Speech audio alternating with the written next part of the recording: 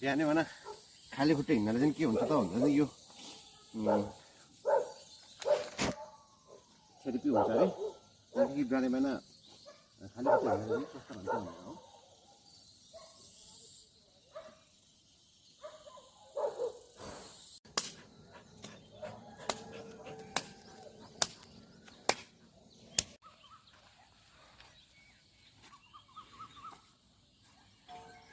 ओ बहिनी नमस्कार, good morning. ओ भन्दा गुड मर्निङ, नमस्कार।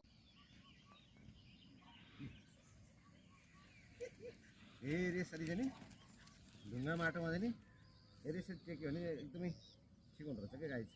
यसरी टेक्दै हिँड्यो नि यो हाम्रो खुट्टाको नसाहरू हुन्छ नि, अब विभिन्न नसाहरू चाहिँ नि तन्किन्छ भन्ने भन्दो रहेछ होइन। हेर्नु त पहिला पहिला हाम्रो बाबुबाजेहरू खाली खुट्टा हिँड्थे, कति धेरै बाँध्नु हुन्थ्यो हेर्नु त कस्तो फरक भएको।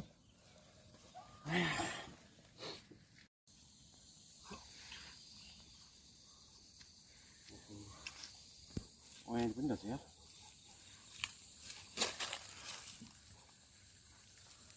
है नपाकेर चाहिँ तयारी।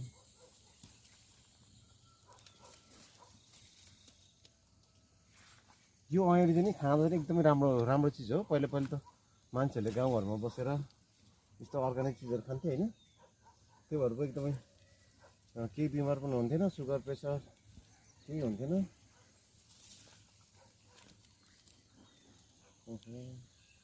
कति रहन्छ औषधि पनि रहन्छ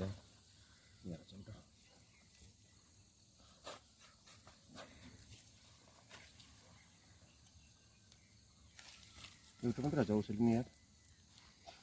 कहाँ रहेछ यहाँ रहेछ आज औषधि। खाली खुट्टा को हिँड्छ जङ्गलमा।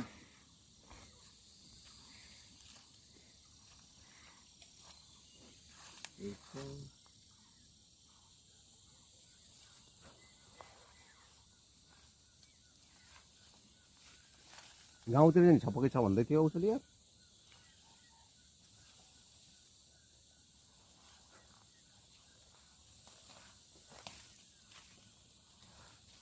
टाइगर कहाँ भयो मेरो कुकुर यार।